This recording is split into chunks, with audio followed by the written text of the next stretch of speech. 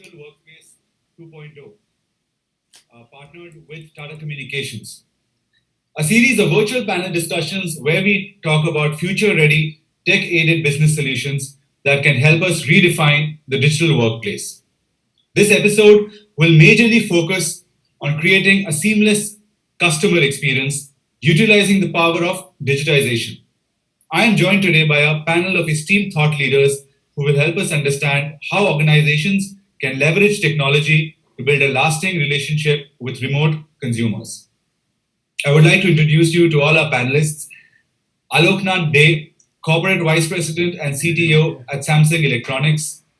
Anant Subramaniam, Vice President IT at Kotak Mutual Fund. Venkat Neelakantan, Vice President and Head, Corporate Real Estate Services, India and APAC for Capgemini. Ravindra Pandey, Deputy Managing Director and Chief Digital Officer at the State Bank of India. And finally, Rajoshi Purkayastha, Head Pre-Sales India, MECAA at Tata Communications. A very warm welcome to each one of you. Thank you for joining us today. We will begin with a keynote presentation by Mr. Purkayastha and then proceed to our panel discussion. Over to you, Mr. Purkayastha. Okay, thanks, Rudra. I'm going to share my screen. Please let me know once you can see it. And I'll be good to go off that. Yes, we can. Excellent. Thank you so much. So thanks for the warm welcome, and I'm so excited to be with all of you today. It's a wonderful afternoon at this point of time, and it's an honor and pleasure for me to be part of the session today, specifically with the group that we have, the thought leaders that we have. I'm sure I'm going to learn a few things from all of you, and in the presentation itself, I'm going to share a few learnings as we have come across in the last 6 or 9 months per se. So let me start with the quirk, right? When you think about all these things, which of these do you think are myths? So either things like consumers will go back to the old ways of buying once COVID-19 recedes, or consumers will never buy cars over digital channels, or there is no point of spending on technology at this point of time, as virtual customer experience is just temporary. What we've learned over the last 6 or 9 months is that all these things are myths, because the consumer sentiments and therefore the way corporates and enterprises are looking at all these things have really turned on their head over the last 9 months. So let's look at a few data points, and these come from a very renowned house, which is McKinsey. And they've done a study on COVID-19 and the change in consumer behavior as we see. A few data points out here. So if you see online delivery, there has been a 10-year worth of increase seen in 8 weeks. If you look at online entertainment per se, Disney achieved, in 2 months what Netflix took around 7 years to achieve. We never thought about remote working the way we are doing it at this point of time. In the past, we would have this as a physical seminar, but today webinars are a reality. And from that perspective, we have seen a 20x jump in the video conferencing and the peripheries around it, right? Remote learning, for example, we've seen 250 million students coming in 2 weeks. So these, data points are quite, drastic per se. And therefore, we can actually say that COVID has changed consumer behavior quite dramatically, right? But then both you and me wonder as a consumer and also as a professional that are these trends passing or will they be permanent? How many of these will be permanent and is there to kind of stay, right? And, as a professional again, and as an individual buyer or a consumer, I'm sure you have a viewpoint, and so do I.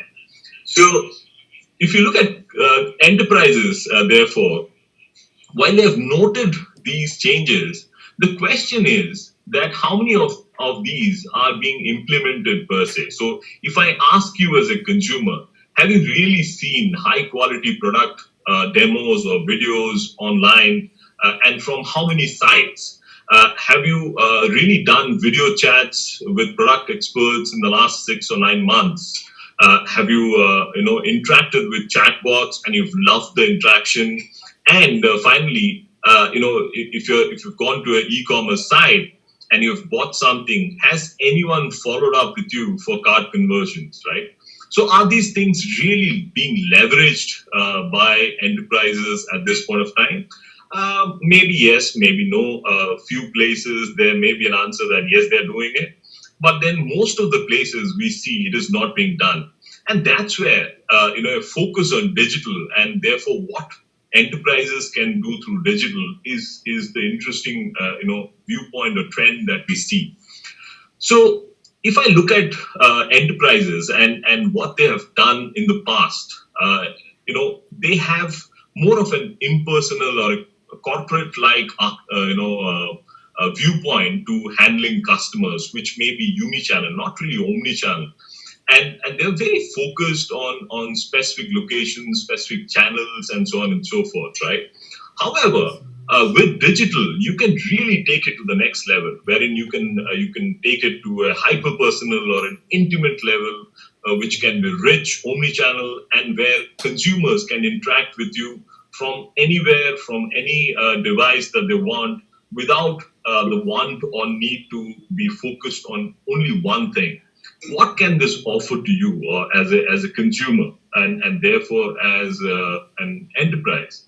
When you think about hyper personal, of course, there are a whole lot of benefits that you get out of it. But most often than not, what you'd see is that customized leads to more customer intimacy, and therefore the consumer is going to stick with you.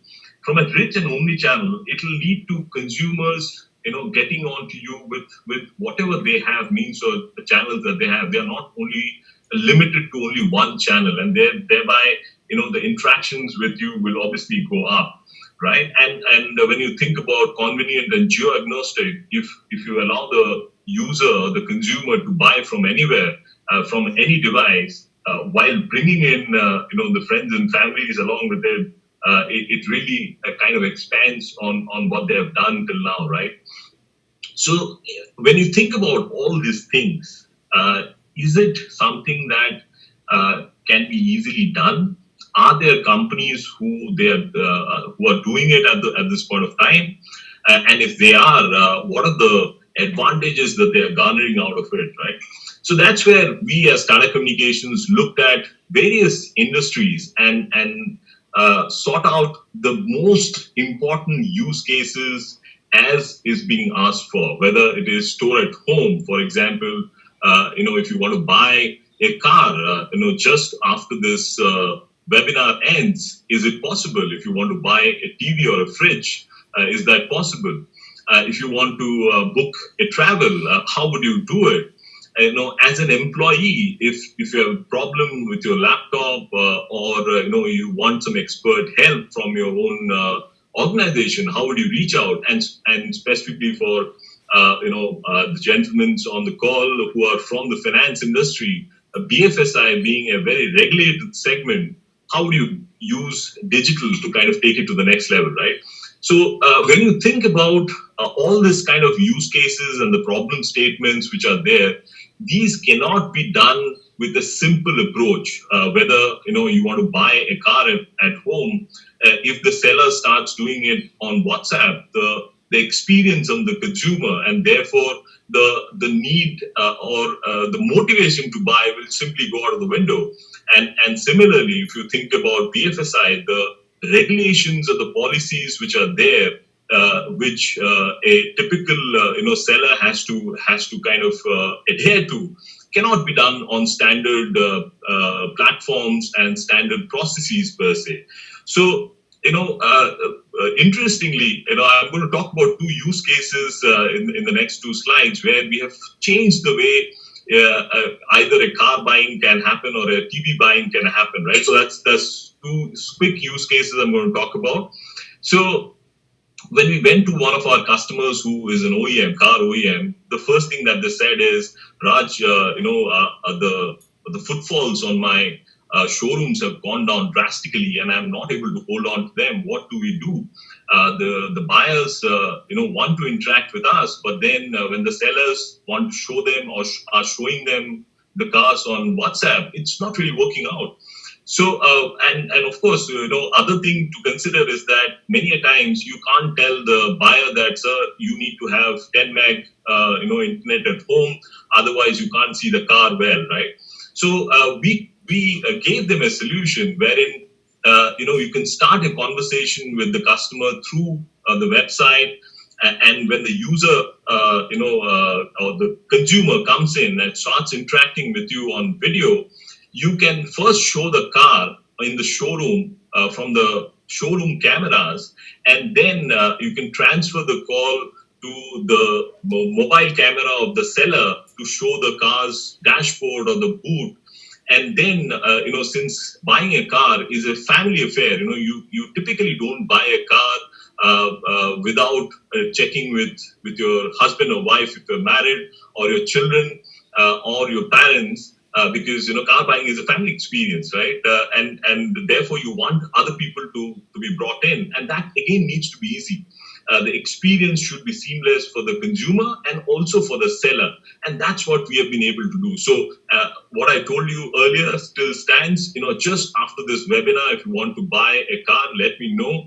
I'll redirect you to that page. We have done a similar use case, again for a retail chain, where you can go and buy a fridge or a washing machine if you want, with the same experience, and you don't have to risk your health by going to the showroom, which is something that everybody is worried about at this moment, right?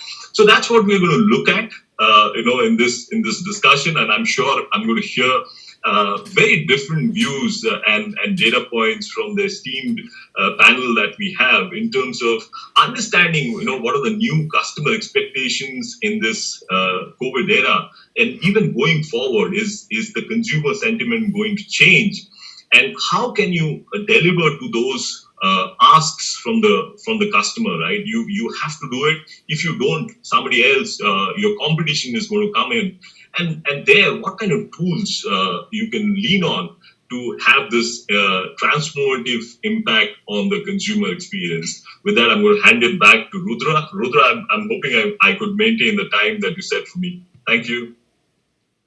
That's perfect. Thanks a lot, Rajoshi. In fact, very, very well within time. That was an extremely interesting talk. Does well to set context for our panel discussion today.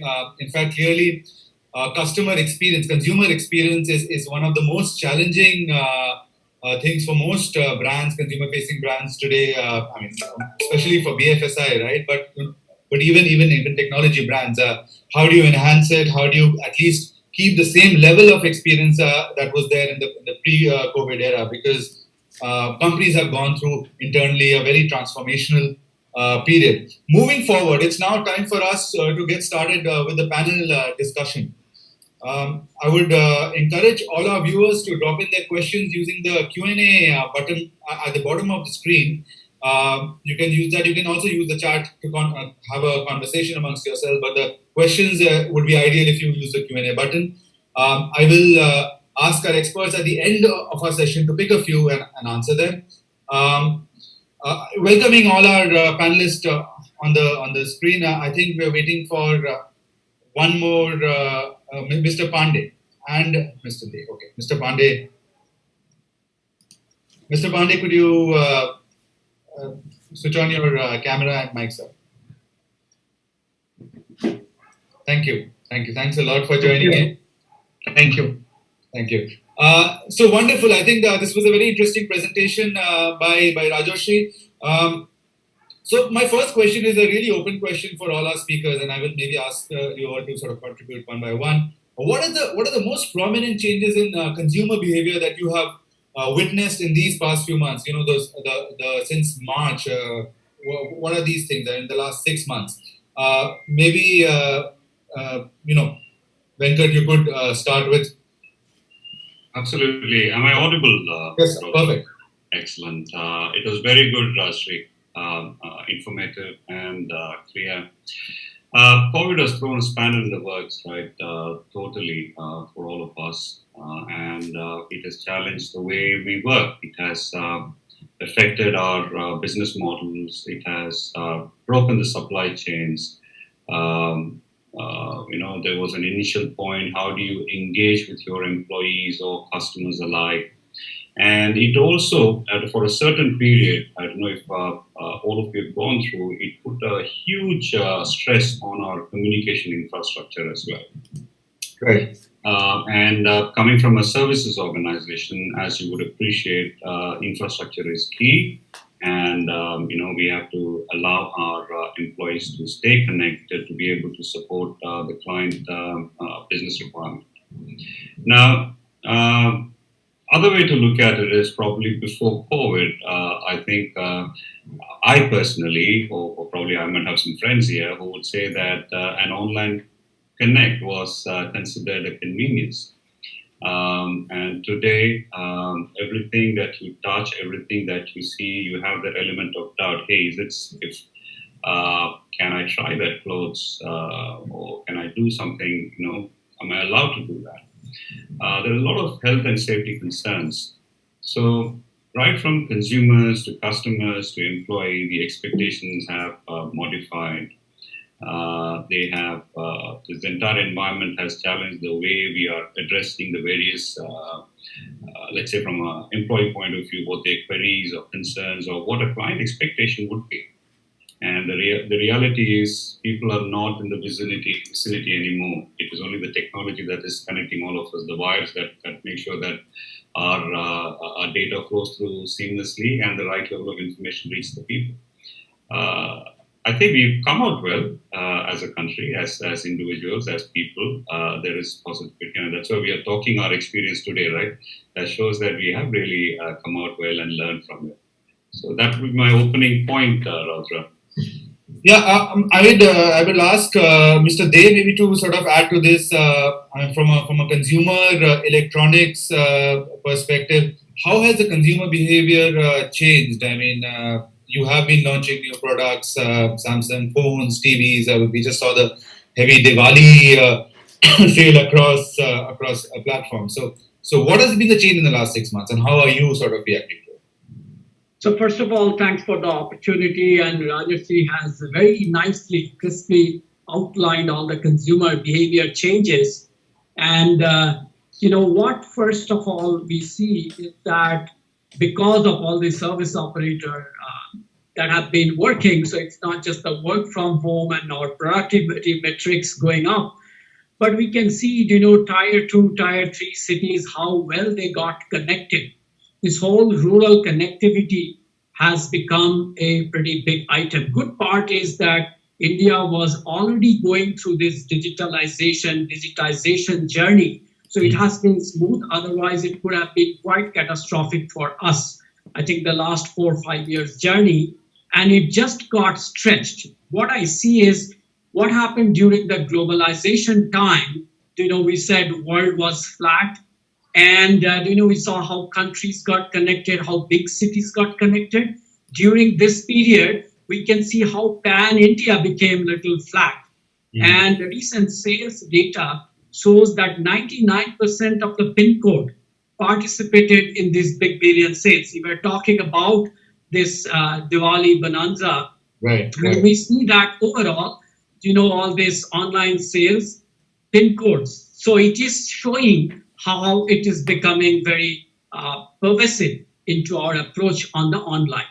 Now, will it sustain online, going in offline, going into online fully, or will it become a hybrid model in due course? Yeah, I'm sure it will be an hybrid and it will settle down at a right point. But this new channel is helping significantly. So we see brick and mortar, and now people are moving to this click and collect universe. That's what is first transition. Your point on our own products and digital tech. First of all, we saw few of the changes. People from feature phones, they have moved to smartphones. Many people wanted to hold on to feature phones. They were finding it difficult for some reason to move to touch screen and others.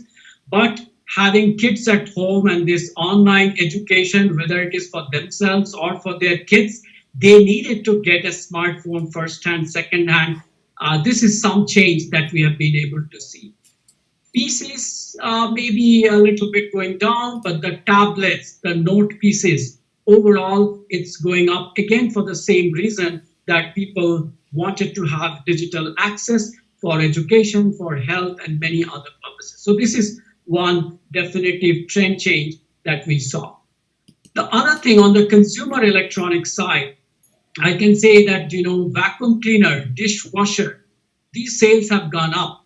Maybe more immediately in June, July timeframe, we saw a big surge because the new products, the models, how can you make non-contact things, the personal grooming products from some of the companies like trimmers because people could not go to salon, entertainment, health, beverage kind of thing. So all in all, we could see a little bit of home economy growing. All kinds of products because the domestic help could not be there. And even now, people are visiting, but not all days. And you still needed a certain automated devices. And with kind of robotic vacuum cleaner and some other robo products, which has chatbots, speakers, I think people are trying to start making their home an interesting place to live. And the last point I would like to highlight on the same context as these two things happen, people also see the online payment, the payment, digital payment and transactions. If you look into recent data, you'll see that RBI is saying digital payment has grown 55% over the last 5 years. If you see October data, you'll see the UPI has breached almost 2 billion transactions only in October, with almost like 4 lakh crores of transactions. And if you look into productions and predictions for future, you will see that almost like 3x by 2025. People are predicting the online payment systems growing. So I think all in all, you can see that people are looking for value-based product, what is meaningful for them to survive. And as things settle down, they're also looking into products that will make them much more productive, much more convenient to deal with things, and something for their home enterprises to grow there. Right. Mr. Dave, very interesting. A lot of good points that you mentioned. Clearly, the digitization journey has been accelerated. And the most important part, connecting rural India, I mean, that's massive. I mean, one of the things we've been told across many of these panel discussions that we're doing, right, that past few months has been a case where the rural economy has really supported the sort of decline in the urban spaces. And a lot of this change in habits and behavior is expected to stay, right, even if we move to a very omni-channel digital plus movement. A very interesting point you made about fintech, about online transactions, and this is a great segue to get Mr. Pandey in, right, and as well as Mr. Subramanian. Mr. Pandey, what is this major change in consumer behavior that you've noticed in the 6 months? And you have the YONO app, right, the all-powerful SBI app that is across everything, right? What have been your learnings, and how challenging has it been for you? See, thank you very much, Mr. Bhattacharya. So the outlines have been made very clear by my earlier two friends. So I will just like to tell you how the consumer perception or his expectations has changed. See, as far as the online transactions are concerned, using the digital transaction, during the COVID period, I can tell about State Bank of India, the pure digital transaction has improved by 17% of the total number of transactions. It's a big number if you consider my size, our size of the bank. Right. What customers want is, they want basically a dynamic and the customized experience. Now they want total paperless, presenceless, contactless, and a transaction business. Okay. If you see the loan also, that typical the retail assets, the customer was expecting earlier that will visit a branch, go to the branch, interact, understand, and then take. But now, I mean, because of the communication channel we have opened, right, to reach to them digitally, now they are very comfortable even in a digital loan journey. which hence with here to earlier was more or less a physical mode. In fact, the challenge which we faced more than on a consumer side was an internal employee side. Because our employees, not both in terms of the culture and also in terms of the hardware, in terms of the technology. We deal with data. We cannot, our data cannot be, we can't ask anyone to, start working from anywhere and get a connectivity to our system. So that technological challenge also was there. It took around a month or half, around 2 months to solve this. One of the great learnings which as a bank we took us from the COVID is we need to have a third line of defense. That is what in beyond online. That is beyond on right now employee online. Now I think we need to have an online employee and online consumer. So that will be changed as far as how the it will behave. I mean, the digital, whether the people will come to the physical or not, I think it is a dynamic equilibrium. I will make a corollary to the demonetization period. When the demonetization happened, there was immediate surge in the digital transaction, particularly on an acquiring side. But and the cash came down, but later on cash moved to the normalcy. But I feel that during the COVID experience, once the customer has a comfortable doing online transaction, and if in the banking sector we are able to create the trust in the digital transaction in the consumer, then probably it is going to stay. Banking is ultimately a business of trust. Right. In online, the major hindrance which we find our interaction with the consumer is they are afraid what will happen. Am I doing a right step? Because in a physical mode, there is somebody who will tell you, no, you do like this. So that if I create that education, customer education, and top up with the security, I mean, they have to be, the digital transactions are secure, but they need to, the perception has to go to them, it is secure. So I think these two learnings we got from this COVID behavior, and there has been a substantial shift into the consumer behavior. In fact, we also have an in our app. We also have an online marketplace. During the COVID period, a lot of people use our platform, platform to go to the online marketplace of Amazon's or Flipkart and e-commerce and Apollo Hospital, blah blah. So there's a lot of change. So the movement is there. That's my viewpoint on this. Very interesting, definitely. I mean, from a BFSI point of view, trust is something, but the good part is trials, which is the first part, is probably something that has happened in these past few months. People have been trying, and thereby the trust and the belief that this can work, this is secure, has maybe sort of crept in a larger sort of sense. Mr. Subramaniam, coming to you, I mean, one of the biggest challenges here, especially from a mutual fund perspective as well, is also, you're selling to customers, which is essentially a complex product, right? I mean, definitely trust, but complex product. And this is true for mutual funds, insurance, all of these spaces. What are these changes in consumer behavior that you have noticed, and how have you catered to it? How have you also sort of helped your team internally to sort of respond to this? Yeah, hi. Okay, apologies for this background that I have. I'm sitting in my car right now. We had a power cut, so that's work from anywhere, honestly. Yeah, we're glad you're here. Thanks a lot for making it happen even then. Yeah. So it shows how dependent we are on the network and I mean, we've been talking about all this all along, but I mean, you need to improvise on the available resources and kind of, see what is best possible. Yeah, so talking about mutual funds, from a mutual fund perspective, it's largely a completely distributor-driven business. So when we talk of trust, if a consumer does want to invest in a fund today, he's honestly, going to be a little skeptical if I go to him, and I, as a organization, would have only a single product or multiple various bouquets of products, but again, it will still be, not be something that he may want to know, okay, how the other fund houses are or how the other schemes are doing. A distributor is one who would, kind of be more trusted in that sense for him, and he would definitely like to go through a distributor rather than come directly, because he will have absolutely no idea which product to invest in, where to market, what what is the growth of this fund.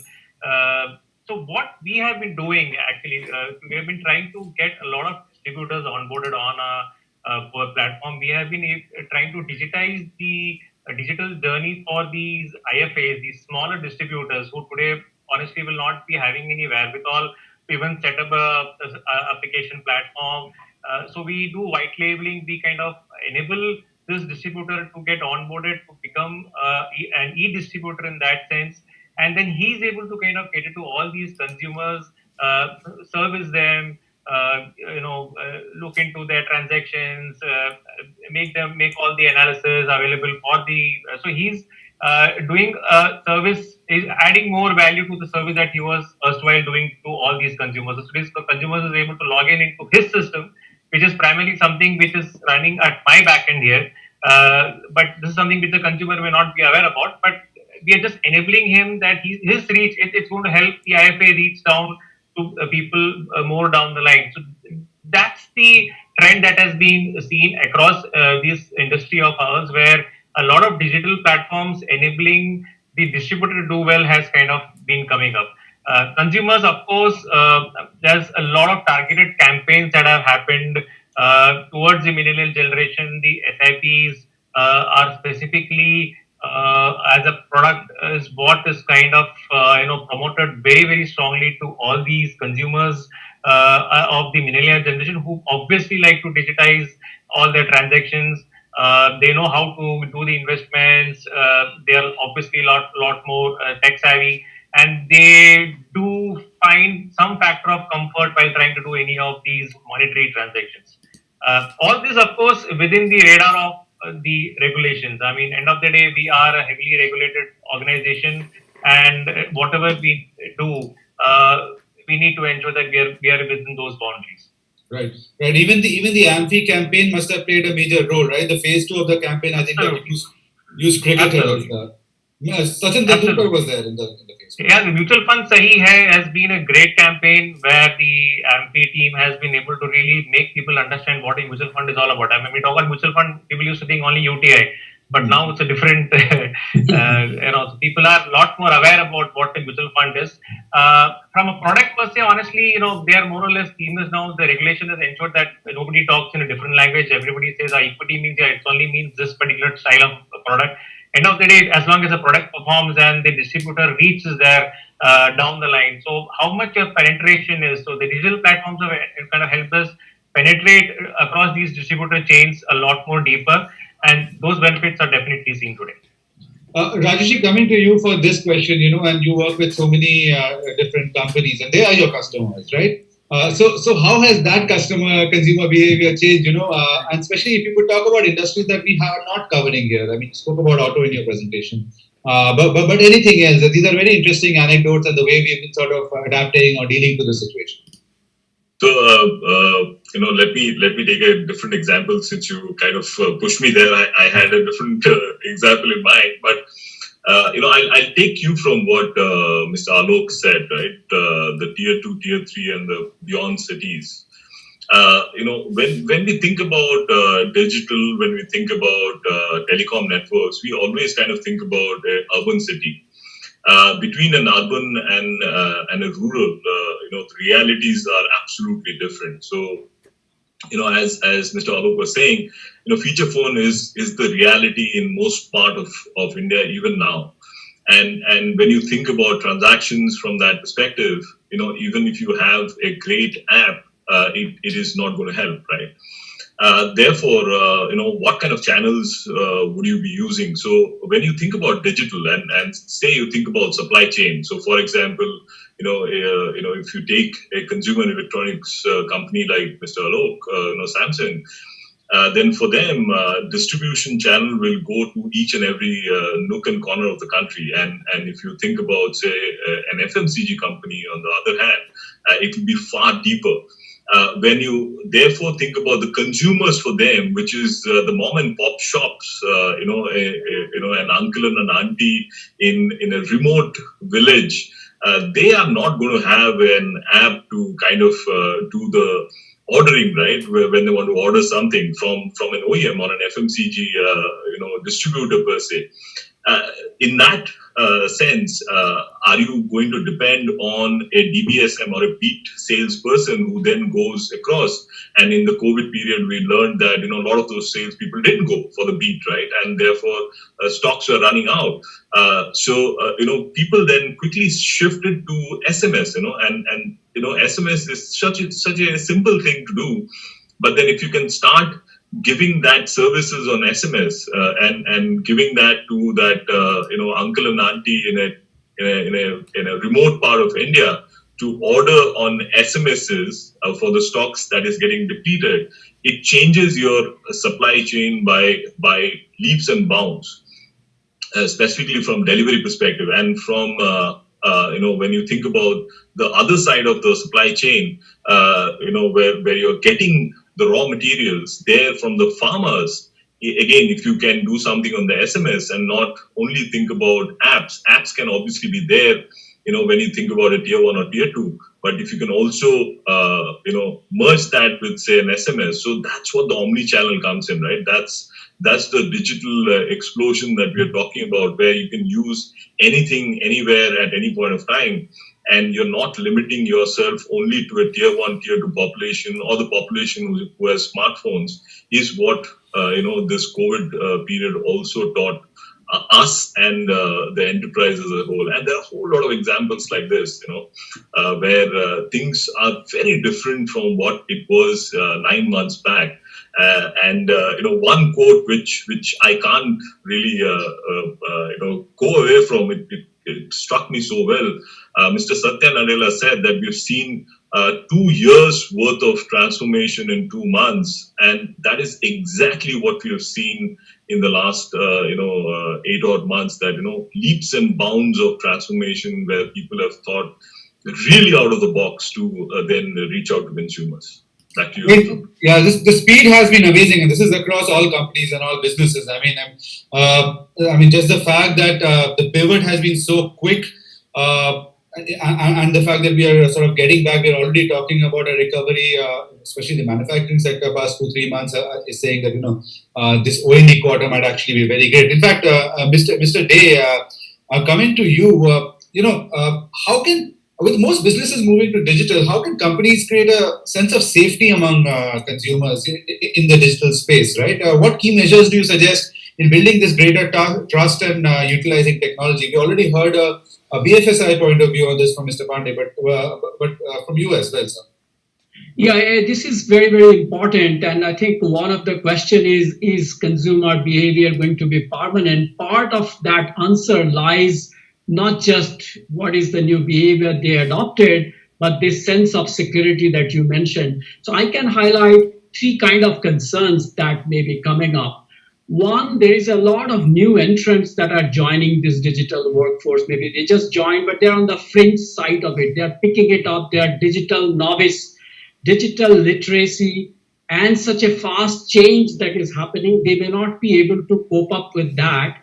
And they are a vulnerable class. And therefore, they need kind of support, whether it is face-to-face, remote, but kind of relationship manager, a grievance redressal mechanism, some kind of mentor who can teach them, who can handle them, not just create new business opportunity, but really to help them so that things are not hanging. If something is broken, an exchange, refund, cancellations, somebody would be able to help them, this vulnerable class who are just coming on board. This is very, very vital for all the companies to provide.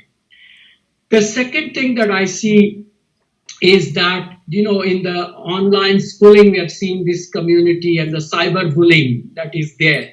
Same way in the consumer, this online classes, the social media that is coming up, and people are forming new community. The way we have our normal etiquettes in physical world, I think this is not yet well established in the digital world, how you should be behaving. And if there is a product not working, the whole world needs to know, or you should go to that channel. There are hate literature, there is fake news, there is false allegations. So I think it needs to grow up in this maturity, because one message from one goes to everybody.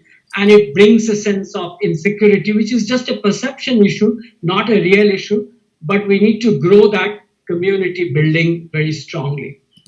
And the third part that I will say, which is again very, very important because you are doing monetary transactions, the cyber phishing, the stealing of things, the payment security, the password, the credit card, all these issues that comes, the personal data that is getting saved. Sometimes willingly, unwillingly, this data is being leaked out or getting breached for whatever reason. So I think people would love to have a sense of security that the servers are protected. I have a two-factor authentications. You can do an anomaly detections if something is going on, and don't blame me. Even if it has happened from my account, please reinstate that if it is not my fault.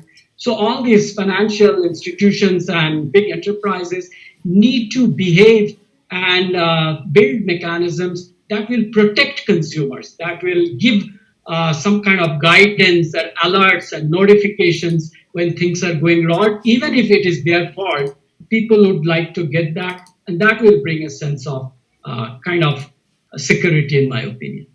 Very interesting points you mentioned, Mr. Day. I mean, new consumers, right? Giving them the belief that if they face challenges when they're entering this digital economy today, it'll be very hard to convert them. The idea is to sort of give them the safety and security that they're in a safe space to interact. But more importantly, I think the mention for brand security online, as sort of brands interact online, and that is significantly. We've seen cases where things have really spiraled out of control in many cases, and both brands, but consumers take use it in a negative way many times. Coming to for my next question to Mr. Pandey, the pandemic has probably put more emphasis on a seamless omni-channel communication with customers, right? And this question is also for Mr. Subramaniam. So, how do you think organizations can leverage technology for the same? Can you cite some examples based on the initiatives you have taken in this regard, Mr. Pandey? Yeah, okay, thank you. See, I agree with you. Now, the customer wants precisely if he start a journey on a mobile, he will be able to finish it on a browser. Yes, sir. That's the seamless journey they want. One. Second is they want the same side of what I call it as a physical touch in a digital world. Means they need somebody 24 hours available to them when they make a digital transactions to help them out as they do in the physical world. So we have been doing a lot of in this is not that during the COVID also, earlier also. Chat boxes, intelligent chat boxes, sort of a small video clips during the transaction. If you are able to not do a transaction, you're stuck up how we can do. So these are the few things we wanted because ultimately the customer is wanting on multiple channels, they want their product delivery. Absolutely. Seamless, flawless. So there's a few examples we did. Say, for example, in our platform, what we did is we have it's just a 4-click. We show the data. I mean, we show the offer to the customer. The customer clicks the offer, agrees to the terms and condition, and then his account is credited.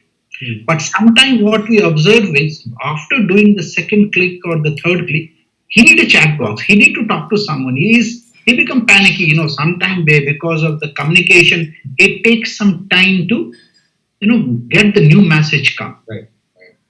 So this is what are the frictions in the digital way which we are trying to solve. I think my previous friends have very clearly told this in terms of how digital communication, particularly which are the new to the digital arena. I mean, particularly the postings in the social media, one transactions go fail because of any, the fault of anyone during the hierarchy. Maybe the consumer himself. Then he blames the entire ecosystem as a culprit to all this issue. So this is probably there. What we think is we had the real time, the rule. Instead of having a rule-based risk management system, we should have a real-time risk management system. So that is also, I think, the going forward, whether you are in a BFSI, you are in any other industry, we need to invest much more on a risk management system, because I think it's very rightly pointed out, even if the transaction goes bad because of his own mistake, because we receive complaint where the consumer has typed the UPI handle wrong, but he blames the bank as a party to it, that the bank has did the wrong. And then if you go back to them, then you say, no, no, you should have the risk engine. I have not paid to this UPI handle. You should have stopped me. I give you another example. One of very high ranking, I mean, at not a digitally literate, but educatedly literate person, he shared his everything. He shared his OTP. He shared his profile password. The 2 level, 3 levels. You just see his user ID, the password, his profile password, his OTP. All the 4 layers of security has breached, and then, huh, and then he's blaming us that you should have stopped my transaction. And in fact, when he went to the consumer forum, they also say you should have stopped the transaction. So probably, I mean, that's a different issue how it's taken there. But what we learned from it that we need to build an analytical base, real-time risk management system. I think one example we give, you already take when you draw from an ATM, if it is more than 10,000, you have to have an OTP feed into the ATM system. Now, any risk engine which we build, it creates a friction in the system. I'm a genuine customer. It's my own debit card. I'm drawing more than 10,000 bucks from an ATM. Why the hell, I wait for an OTP. If that ATM happens to be inside, you are gone, on the basement. You don't have connectivity. So these type of customer frictions are also coming. So gradually, we are trying to balance between the risk and the customer convenience by improving our risk management principles and risk management engines. So that is how we are trying to tackle this. Yes, sir. Yes.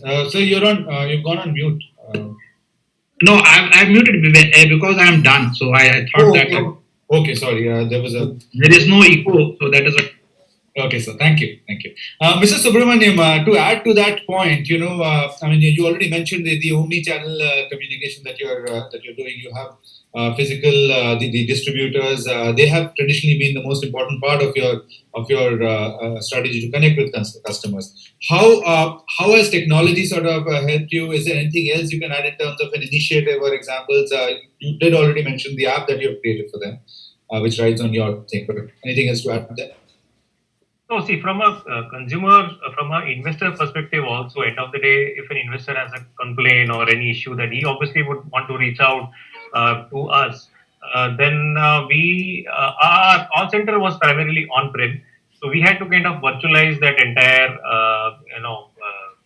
setup to ensure that they could reach out to these agents that are there at our end.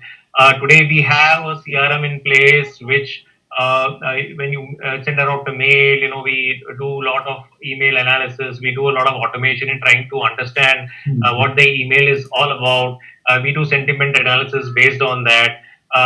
You can reach us out to opposite, like today, probably WhatsApp, chatbots. These are all things which are more of a hygiene.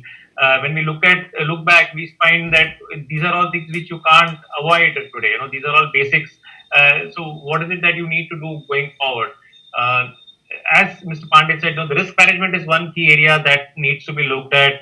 In fact, regulators also keep trying to tell us, is there any mis-selling happening? You need to kind of evaluate your systems and come back. You need to ensure that the distributors are selling the right product. You can't be selling a equity product to a 70-year-old retired gentleman. It doesn't make sense. Or tax saver product for that matter to such people. So you have to look at those areas.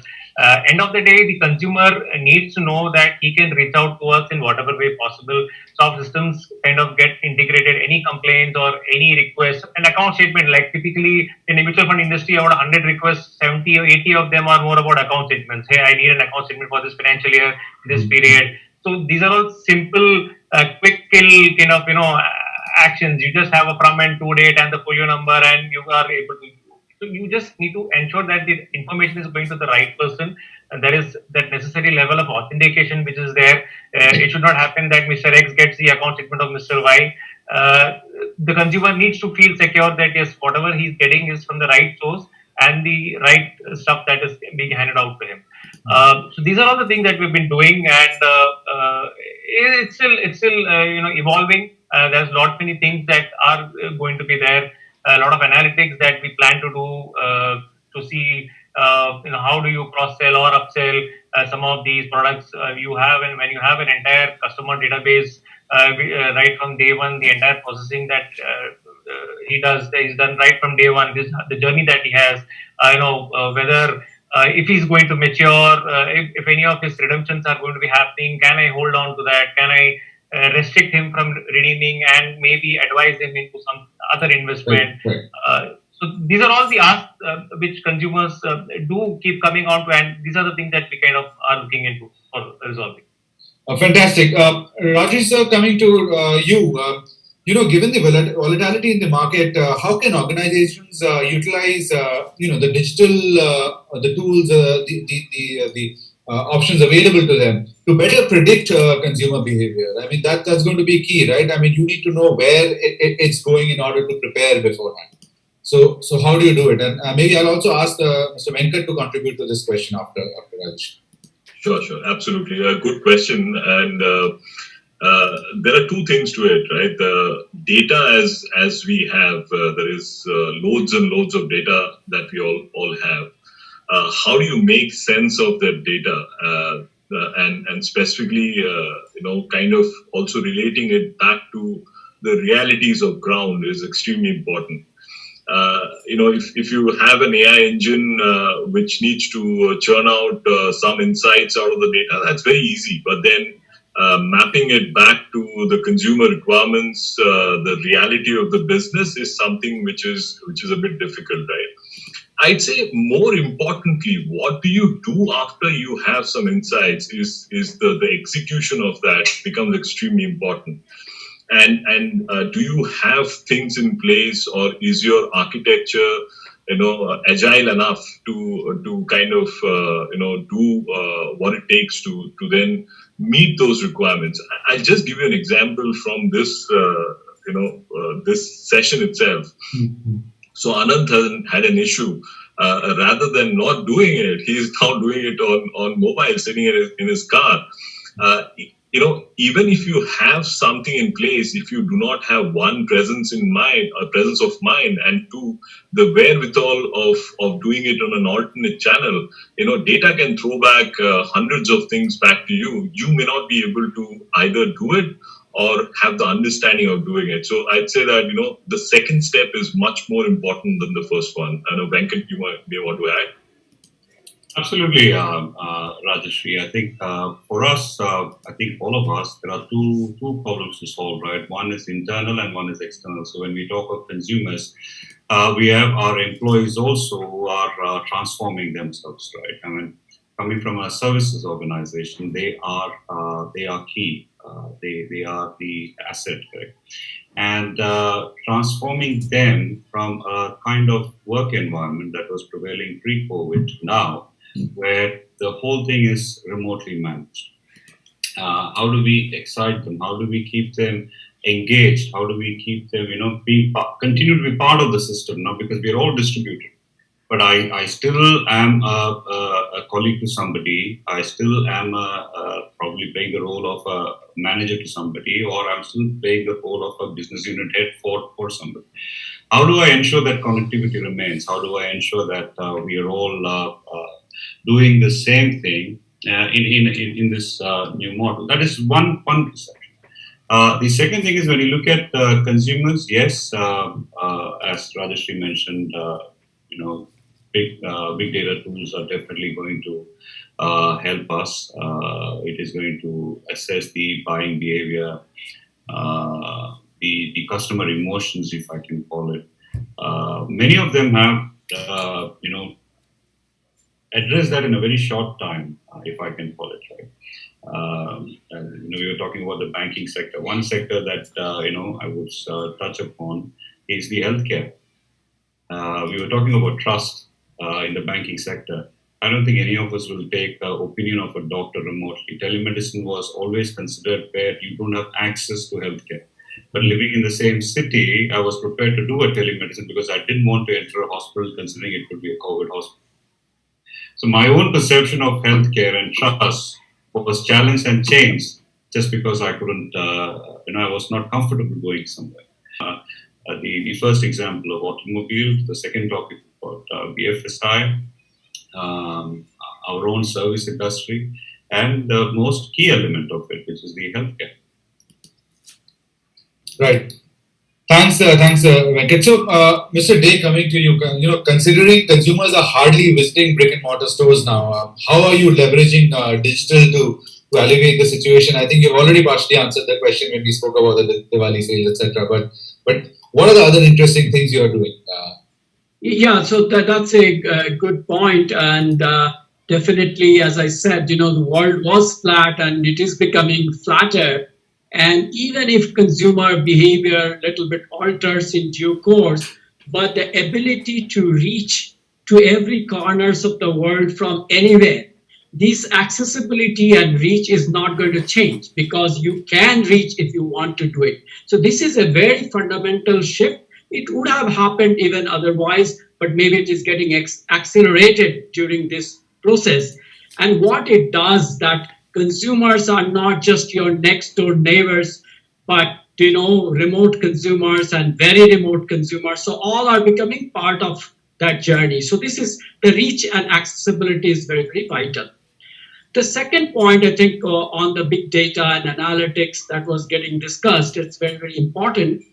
But we also see another angle to this, that people are having data, but this insightful things, the meaningful, at times we see even medium data is better than big data. So people are starting to build their development and architecture in such a way that the relevant data comes, much more focused data comes or gets clustered in a meaningful way so that you can answer a specific query.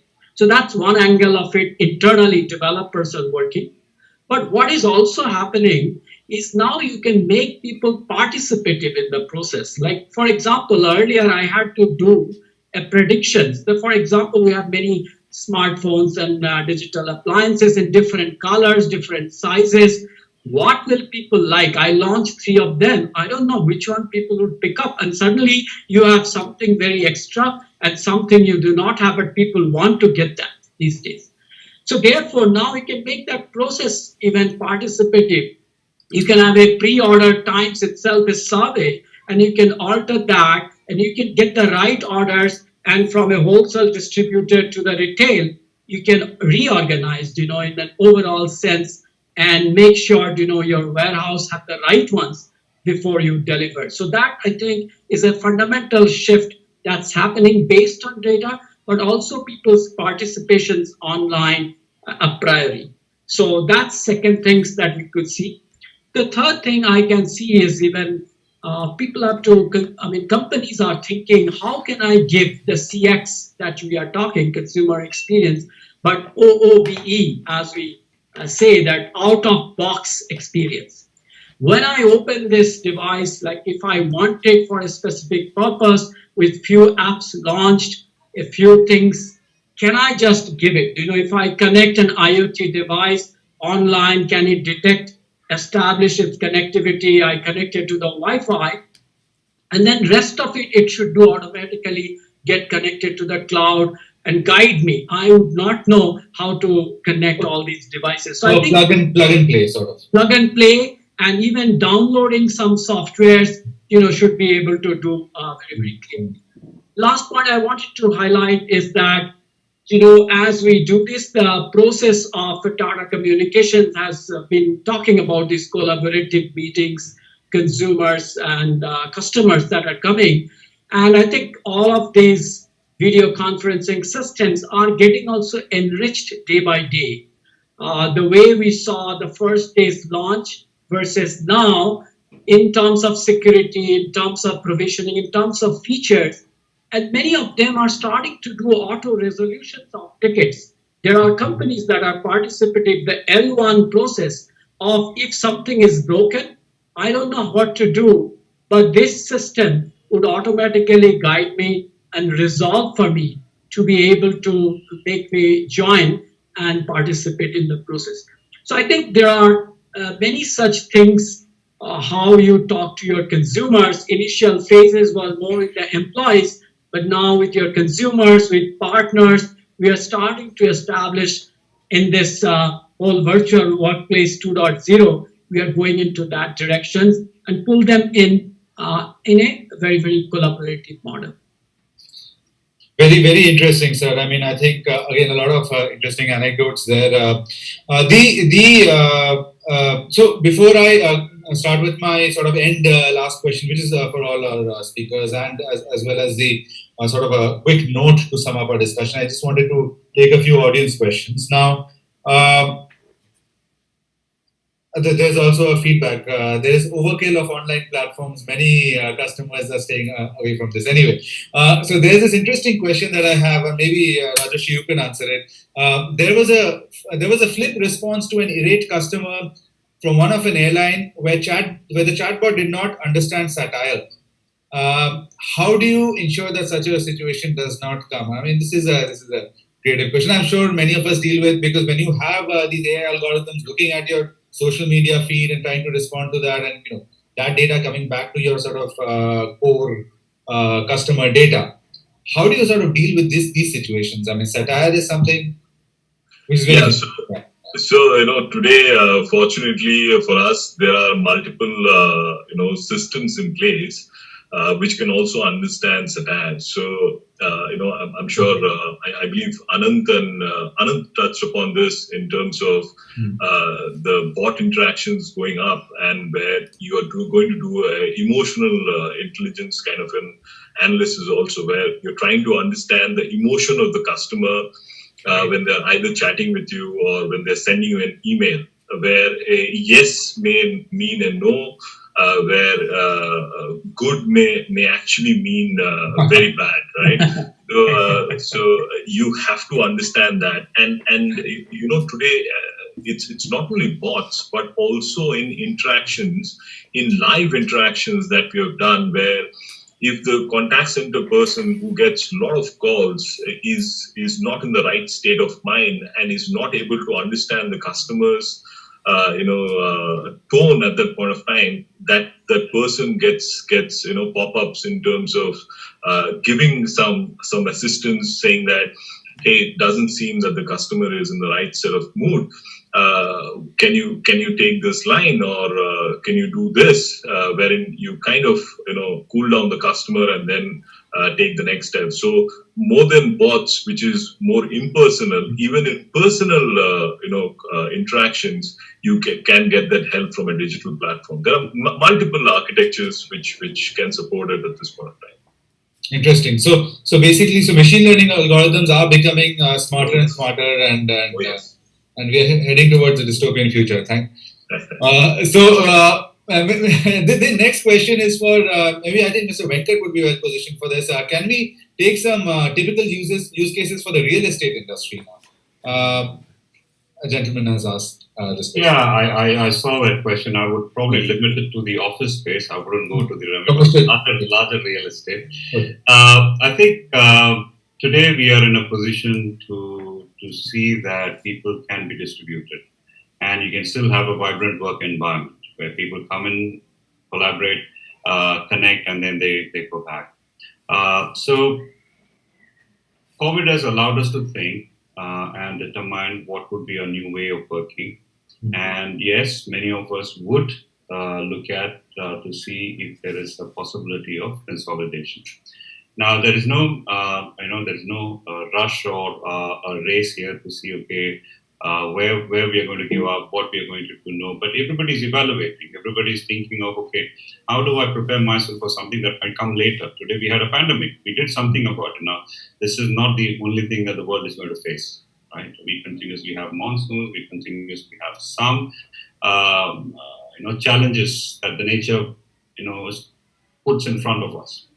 And everybody's evaluating how well we can respond in those circumstances. Yes, overall, there should be some element of assessment and review and consolidation that could come.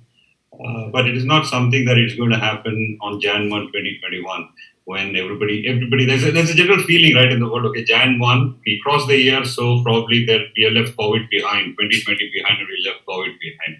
Actually, we don't know yet, and I hope and pray there is an answer to that problem on 1st of Jan. But yes, as businesses, we'll have to reevaluate what we have and what we want to do. Clearly, Can I just add to one example to what Venkat said? So, from a real estate perspective, today homes are being getting sold on digital platforms also. Like the car example that I gave, there is a specific property where 300 flats got sold only on digital platform. It's known as Happiness Palgar. You may actually Google it. So those kind of things is a reality at the moment, right? So that's the use case which is happening even from digital for real estate. Wonderful. One would normally imagine higher involvement, higher ticket size purchases are far tougher to sell in digital, but clearly this is happening, right? So my last question before I sum up, and this is to all our panelists, what are going to be your key priorities catering to remote consumers and bringing them closer? I think Mr. Day already spoke about how Bharat, so to say, has come onto the digital economy, and 99% of PIN codes were participated in the Big Billion Day sale, right? So how do you sort of now, what are your priorities in order to get these remote consumers closer, win their trust? Partially answered, but anything to add? Mr. Pandey, maybe from your perspective, I mean, State Bank of India, I mean, massive bank spread all across the country. Everybody has something or the other to do with State Bank, right? How do you sort of cater to remote customers? See, this digital divide between the India and Bharat, that is not, it having nothing to do with the COVID. Right. It was there in my mind much before the COVID also. So there are various ways we try to solve this problem. One and foremost is creating a digital literacy, because my consumer should know what is digital is. Second is affordability of the digital means. If somebody is not able to afford a digital means, how can I create that infrastructure in his place, a common infrastructure? So these are two touch points on which we have embarked upon the journey, whereby Bharat is also digitized. I just give you one data point for it. We have launched a pure mobile app, Krishi, that is Agriculture, whereby a consumer can take a agriculture cash credit, what we call it as a Kisan credit card. We launched it in the month of July. In the month of August, 1,70,000 farmers have taken Kisan credit card using a mobile app. And my mobile app needs a smartphone. I mean, you have to have a smartphone. It means the so-called divide is not as much as we perceive. This is one. Point two is, we have the chain of business correspondent and the consumer service point. Now we are digitizing them, because everybody in the down the line in the chain, in the bottom of the pyramid, cannot as of now afford. There are companies, there are we which are trying to make it affordable. As of now, it is not there. So how can I digitize the CSP so that a group of customer, I create a habit of digitizing.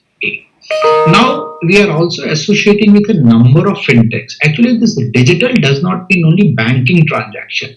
And so how can I create a digital experience? We're tying in the number of fintechs into a geographic areas. I give you one example without naming the fintech. He works in a dairy area, that is milk cattle. Mm-hmm. He is an aggregator for a purchase of a milk cattle. He is an aggregator for a collection of a milk. He is an aggregator for the quantity of the milk, and he is an aggregator for getting you the money also through tying up with a dairy and with a mobile app. Now, if we integrated with that mobile app, through it, we integrated with the consumers. So the consumer has started enjoying the benefit of a digital journey. That is what the trust we get. That also I need to bring it because he was not sure whether I will get the money or I will not get the money. The poor, the down the line farmer. So these are the various different facts. I mean, basically, it's a question of how you think. So we have changed our design thinking, how to reach to the bottom of the pyramid. So, and there are various means. One shoes does not fit all size. That's the philosophy went. So into the Bharat, we have segmented Bharat into a number of tiers. Now UPI QR code is one more mean. Now I think you're aware that RBI is coming up with an offline digital acceptance infrastructure. How can we create an offline digital infrastructure? Still, whatever we say, still there are pockets of India where connectivity is not there. Or if it is there, it is intermittent. Mm-hmm.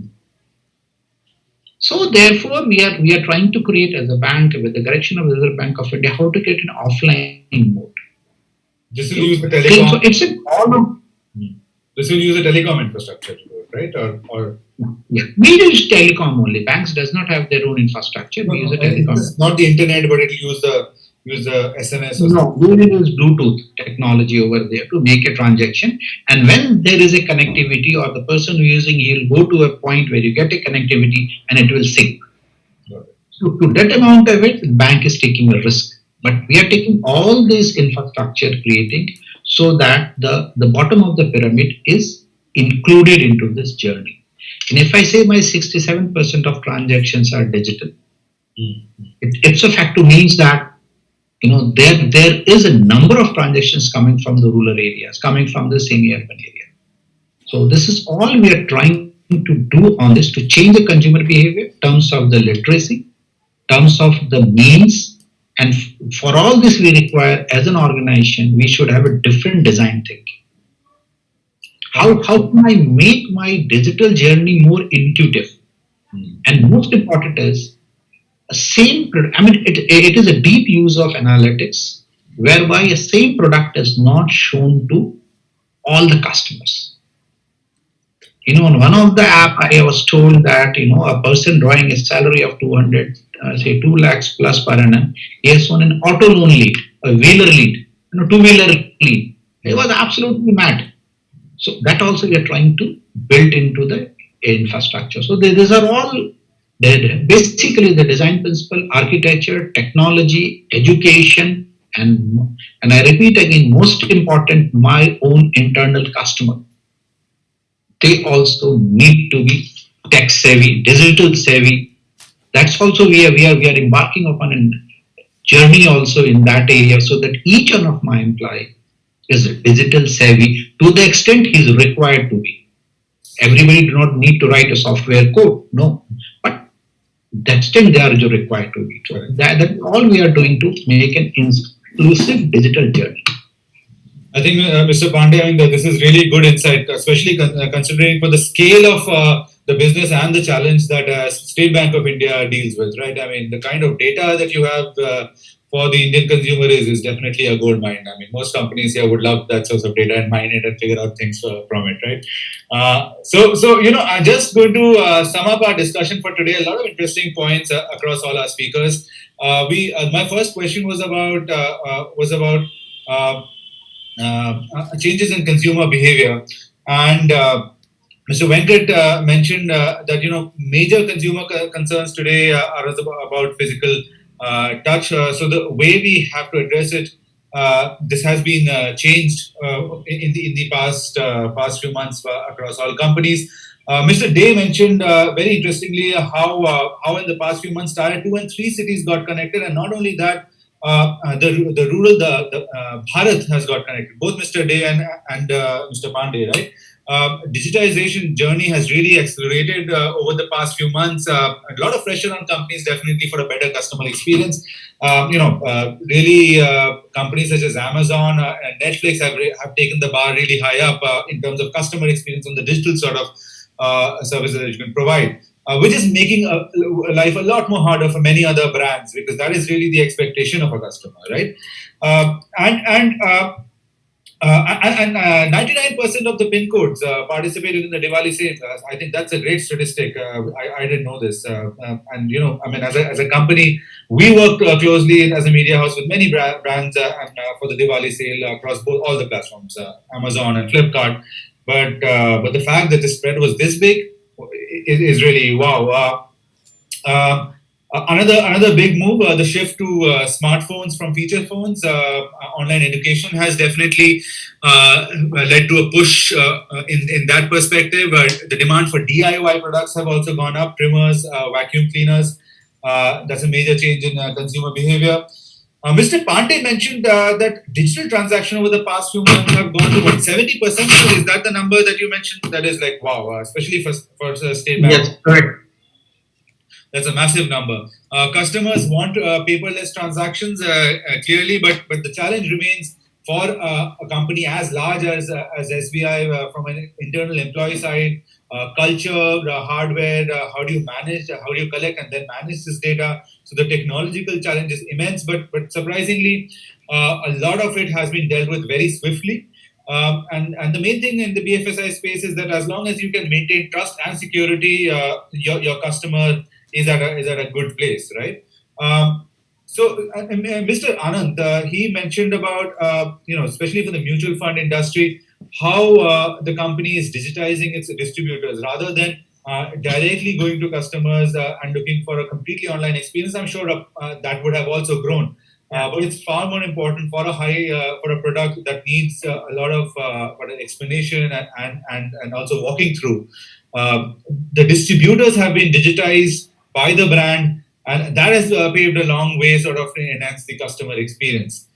Mr. Day mentioned about the new consumers joining the digital economy and the fact that they need mentorship, and this is key for their security and safety and sort of to build the digital economy and keep it stable over a longer term. If you sort of these are the new guys who are coming in, and if you convince them, if you give them the faith, they will stay longer. And this change is there for a long time to stay, right? Mr. Pandey spoke about the omni-channel experience now, and the fact that risk management is going to be the key going forward. A lot of interesting anecdotes about, and it's. I mean, I can imagine it's really hard to be in this place of SBI, right? I mean, you're dealing with a very critical sort of industry, a transaction here and there. People are losing the money, and then you're to, of course, blame. How do you deal with this situation? How do you get a person involved in a very automated sort of experience you're trying to build it? The last thing about predicting consumer behavior, I think Rajesh made a very interesting point here that there is a lot of data that we are collecting today. A lot of data is being collected actively. A lot of data is also being collected which is not very active. But how do you and this is edge data, right? I mean, when the consumption, with the communications are happening on social media, where the transactions are happening at that point. The key part here, though, is that how do you use these insights? What do you make of it? How do you connect it back to your business realities, to your consumer experience? And that is really going to be the major difference. It is important. In a situation such as this to be able to have the right infrastructure in place to get your analytics, to understand with how what are your business needs. I think. That's it from my end today. Thanks a lot for participating. We have exceeded our time. Apologies to our speakers for that, which is why I was a little quick on my last sum up. Thank you all for joining us today. I want to especially thank our guest speakers for taking the valuable time out on an evening such as this. A few of our speakers are still at their office, and I think one speaker, Mr. Subramaniam, has joined us from his car. Very, very glad, sir, that you could make it. Thank God your battery did not run out. One of my biggest worries was that. No. That's the power of these smartphones today, right? You have only good amount of batteries and good amount of connectivity that is there. So that's what's empowering all the people down the line. And in fact, Samsung has this phone, right? The Monster phone M31. Monster M, Okay. Thanks a lot, sir. A big shout out to Tata Communications for partnering with us for this series. We will be back again with the next episode soon. Take care and stay safe. Thank you. Thanks, Thank you very thanks much. everyone. Pleasure. Thank you very much. Pleasure. Thank you. Pleasure. Thank you, sir. Thank you. Thank you.